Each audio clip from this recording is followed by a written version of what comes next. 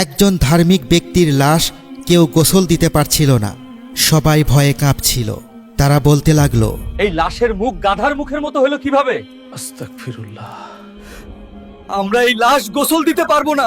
এই লোক ধার্মিক ছিল, তাহলে কেন এর আযাব হচ্ছে? তারপর যা ঘটেছিল তা দেখে সবাই ভয়ে আতঙ্কিত হয়ে পড়েছিল। কিন্তু কেন, কি এমন পাপ কাজ করেছিল সেই ধার্মিক ব্যক্তি? জানতে হলে আমাদের সাথেই থাকুন। পাকিস্তানের পাঞ্জাবের প্রত্যন্ত গ্রাম হায়দারপুর, সেখানকার সবার চেনা নাম মাজেদ আলী। 50 মাজেদ আলীকে সবাই জানত ধার্মিক মানুষ হিসেবে। 5 ওয়াক্ত নামাজ, রোজা, কোনো কিছুতে কমতি ছিল না তার। সাদা দাড়ি, পরিষ্কার পাগড়ি, নরম গলায় কথা। হঠাৎ তার মৃত্যুতে গ্রাম স্তব্ধ হয়ে গেল। খবর ছড়িয়ে পড়তেই গ্রামের মানুষ মাজেদ আলীর বাড়ির সামনে জড়ো হতে লাগল। পুরুষেরা উঠোনে, মহিলারা বারান্দায়, চোখে জল, মুখে দোয়া। কিন্তু লাশ গোসল দেওয়ার সময় ঘটল এক অঘটন। গ্রামের ইমাম সাহেব ও কয়েকজন প্রবীণ ভেতরের ঘরে ঢুকলেন। মাজেদ আলীর লাশ শান্তভাবে শুয়ে আছে। লোকেরা তার লাশ গোসল দেওয়ার জন্য এগোলেন। ইমাম সাহেব হঠাৎ থমকে দাঁড়ালেন। মাজেদ আলীর মুখ মানুষের মুখ ছিল না। চোখ দুটো বড়, গোল, নাক চ্যাপ্টা হয়ে মুখের সঙ্গে মিশে আছে। ঠোঁট দুটো মোটা, সামনের দিকে বেরিয়ে আসা। পুরো মুখখানা লম্বা হয়ে গেছে এক অদ্ভুত আকারে। এটি একটি গাধার মুখ। ইমাম সাহেব পিছিয়ে এসে দরজায় ধাক্কা মেরে বাইরে বেরিয়ে পড়লেন। তার মুখ ফ্যাকাশে, শরীর কাঁপছে। দেওয়ালে ঠেস দিয়ে দাঁড়িয়ে বারবার শ্বাস ফেলছেন। মাজেদ আলীর ছেলে রাশেদ এগিয়ে গিয়ে বলল, কি হয়েছে ইমাম সাহেব? ইমাম সাহেব কিছু বলতে পারছিলেন না, শুধু ঘরের দিকে আঙুল তুলে দেখালেন। রাশেদ ভেতরে গেল, দেখল তার বাবার মুখ গাধার মুখের মতো হয়ে আছে। চিৎকার করে বাইরে দৌড়ে এলো। ঘরের ভেতরে থাকা অন্য 3 জনও বেরিয়ে আসলো। কারো মুখে কথা নেই, যেন ভয় তাদের গ্রাস করেছে। খবর ছড়িয়ে পড়ল গোটা গ্রামে। কেউ বলল এটা আল্লাহর গজব, কেউ বলল মাজেদ আলীর কোনো গুনাহ ছিল নিশ্চয়।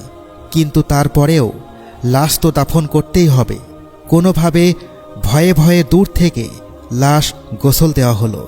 এবার লাশ কবরস্থানে কিভাবে নিয়ে যাওয়া হবে? সূর্য হেলে পড়েছে পশ্চিমে। বিকেল গড়িয়ে সন্ধ্যা আসন্ন। রাশেদ গ্রামের কয়েকজন যুবককে ডাকল। তারা সাহস সঞ্চয় করল। একে একে সবাই এগিয়ে এলো। কেউ কাফনের কাপড় শক্ত করে বাঁধল, কেউ লাশ তুলে নেওয়ার জন্য খাটিয়া এগিয়ে দিল। মাজেদ আলীর মুখ সাদা কাফনে ঢাকা। কেউ সেই কাপড় খুলে দেখার সাহস পায়নি। কবরস্থানে গেট পেরিয়ে ভেতরে ঢুকল সবাই। চারপাশে পুরনো কবর, কিছু নতুন। মাঝখানে ফাঁকা জায়গায় আগে থেকে খোঁড়া আছে মাজেদ আলীর কবর। তার ছেলে রাশেদ আগে বেড়ে গেল। কবরের পাশে দাঁড়িয়ে নিচে তাকালো। মুহূর্তে তার চোখ কপালে উঠে গেল। সকালে যে কবর খোঁড়া হয়েছিল সেটা এখন অনেক ছোট, দৈর্ঘ্য খাটো, প্রস্থেও সরু। একটা শিশুর লাশও এতে ফিট হবে না। ইমাম সাহেব, রাশেদ ডাকল। ইমাম সাহেব এগিয়ে এসে কবরের দিকে তাকালেন। তিনি কিছুক্ষণ চুপ করে রইলেন। তারপর পায়ের আঙুল দিয়ে মাপতে লাগলেন। এটা তো সকালের কবর না। তিনি বললেন, সকালে এত ছোট ছিল না। গ্রামের কয়েকজন এগিয়ে এলো। তারাও সকালে কবর খুঁড়তে দেখেছিল। সবাই এক বাক্যে বলল, এ তো অনেক বড় ছিল, এত ছোট ছিল না। এ কিভাবে সম্ভব? কেউ উত্তর দিতে পারল না। লাশ তখনও খাটিয়ায় পড়ে আছে। কাফনের সাদা কাপড় হাওয়ায় দুলছে। সন্ধ্যার অন্ধকার নামতে শুরু করেছে। ইমাম সাহেব নির্দেশ দিলেন, কবর কেটে বড় করো। কয়েকজন যুবক কোদাল নিয়ে এগিয়ে এলো। তারা কবরের চারপাশের মাটি কাটতে লাগলো। ঘাম ঝরিয়ে 1 ঘন্টা খুঁড়ে কবর আগের চেয়ে অনেক বড় করল। এখন একটি পূর্ণবয়স্ক মানুষের লাশ সহজেই নামানো যাবে। ইমাম সাহেব বললেন, এবার নাও। 4 জন যুবক লাশ খাটিয়া থেকে নামিয়ে কবরের মুখে এনে ধরল। তারা লাশ নামানোর জন্য প্রস্তুত হল। হঠাৎ যেন মাটি নড়ে উঠল। সবাই চমকে পিছিয়ে গেল। কবরের মুখের দিকে তাকিয়ে রাশেদ দেখল কবরটা আবার ছোট হয়ে যাচ্ছে, মাটি যেন নিচ থেকেই সরে আসছে, সংকুচিত হচ্ছে। মুহূর্তের মধ্যে কবর আবার আগের মতো ছোট হয়ে গেল। কেউ কেউ বলে উঠল, আল্লাহু আকবার। লাশ তখনও কবরের মুখের কাছে রাখা, কিন্তু নামানো গেল না। আবার খোঁড়া হলো, এবার আগের চেয়েও বেশি মাটি কাটা হলো, কবর বড় করা হলো অনেক বেশি করে। আবার লাশ নামানোর চেষ্টা, আবার একই ঘটনা, কবর ছোট হয়ে গেল। 3 বার চেষ্টা হলো, 4 বার, 5 বার, প্রতিবারই একই দৃশ্য। লাশ কবরের কাছে আনলেই কবর সংকুচিত হয়ে যায়, যেন মাটি এই লাশকে গ্রহণ করতে চায় না। গ্রামের মানুষের চোখে মুখে আতঙ্ক, কারোর মুখ শুকিয়ে কাঠ, কারোর হাত পা থরথর করে কাঁপছে। কেউ কেউ দূরে সরে গিয়ে দাঁড়িয়েছে। চারপাশের বাতাস এত ভারী যে শ্বাস নিতেও কষ্ট হচ্ছে। আশেপাশের গাছ থেকে কাকগুলো ডেকে ডেকে উড়ে যাচ্ছে কবরস্থানের উপর দিয়ে। আকাশে কালো মেঘ জমেছে, বাতাস থেমে গেছে, সব কিছু স্তব্ধ। ইমাম সাহেব এগিয়ে এলেন, তার মুখ গম্ভীর, ভুরু কুঁচকে গেছে। তিনি চারপাশের সবাইকে একবার দেখলেন, তারপর রাশেদের দিকে তাকালেন। রাশেদ ফুঁপিয়ে ফুঁপিয়ে কাঁদতে লাগল। তার কান্না এত উচ্চকিত ছিল না, কিন্তু এত গভীর ছিল যে দূর থেকে শোনা যাচ্ছিল তার বুক ফাটা আর্তনাদ। কিছুক্ষণ পর সে মাথা তুলল। সে ধীরে পায়ে এগিয়ে গেল ইমাম সাহেবের কাছে, হাত জোর করে দাঁড়ালো। রাশেদ কাঁপা গলায় বলল, ইমাম সাহেব, আমি আপনাকে পুরো ঘটনাটি খুলে বলছি, আপনি শুনুন।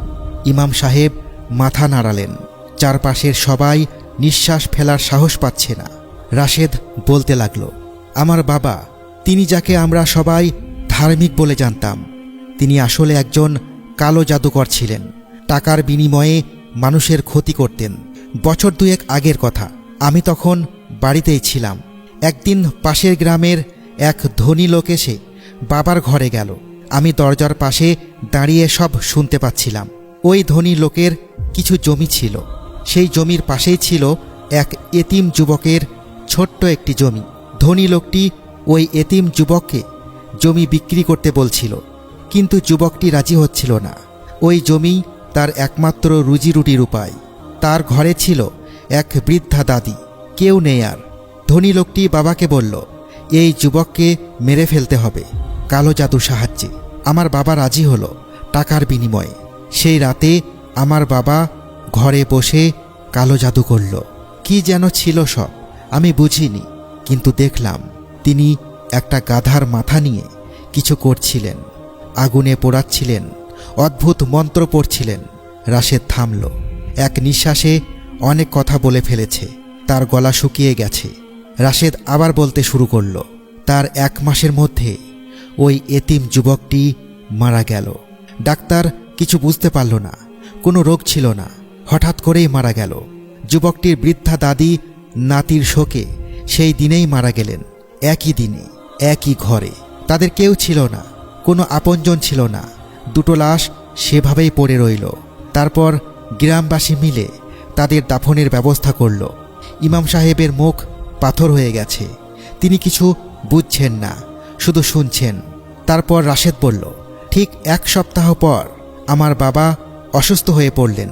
প্রথমে বুঝতে পারিনি, কিন্তু ধীরে ধীরে তিনি অদ্ভুত আচরণ করতে লাগলেন।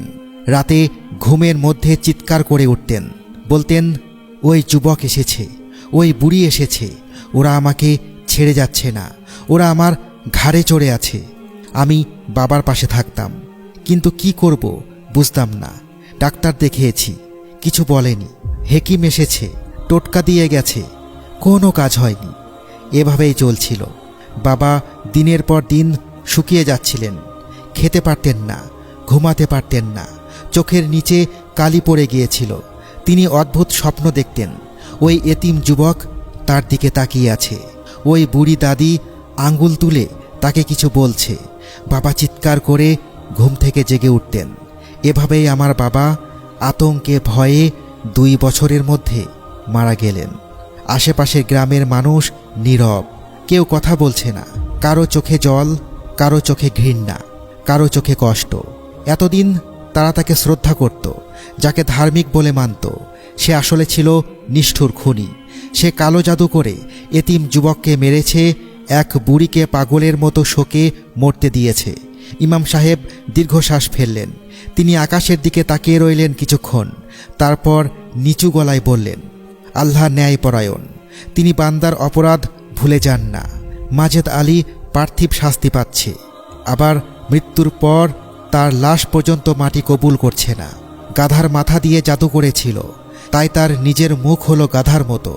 ওই এতিম যুবকের লাশ মাটি পেয়েছিল, কিন্তু মাজেদ আলীর লাশের জন্য জায়গা হলো না। ইমাম সাহেব আবার বললেন, এই লাশকে কোনোভাবে ওই ছোট কবরেই দাফন করতে হবে। মাটি যত ছোটই করুক, আল্লাহর হুকুম ছাড়া কিছু হয় না। আমাদের কর্তব্য দাফন করা। গ্রামের যুবকেরা আবার এগিয়ে এলো। এবার আর চেষ্টা করল না বড় কবর করতে। ছোট কবরটাই যেমন আছে তেমনই রেখে দিল। লাশ নামানো শুরু হলো। কষ্ট করে, অনেক কষ্ট করে সেই ছোট কবরের মধ্যে মাজেদ আলীর লাশ রাখা হলো। কাফনের কাপড় ছিঁড়ে গেল, পা বাঁকা করে ভাঁজ করতে হলো, ঠিকমতো শায়িত করা গেল না। মাটি দেওয়া শুরু হলো। কেউ দোয়া পড়ছে না, কেউ মোনাজাত করছে না, সবাই নীরব। মাজেদ আলীর কবর পূর্ণ হলো। আকাশ তখন অন্ধকার, কোথাও আলো জ্বলছে না। গ্রাম নীরব, শুধু কবরস্থানের দিক থেকে মাঝরাতে ভেসে আসে গাধার ডাক। একবার না, বারবার। কেউ বাইরে বের হয় না, কেউ জানালা খোলে না। হায়দারপুর গ্রাম আজ চিরকালের জন্য বদলে গেছে। মাজেদ আলীর ঘটনা আমাদের জন্য এক মহাশিক্ষা। বাহ্যিক ধার্মিকতা দেখে কাউকে বিচার করা যায় না। গোপনে পাপ করলেও আল্লাহ তা জানেন। দুনিয়াতে শাস্তি না পেলেও আখিরাতে নিশ্চয় তার প্রতিফলন পাওয়া যাবে। আল্লাহ আমাদের সকলকে জাদু, কুসংস্কার ও শিরক থেকে হেফাজত করুন। আমিন।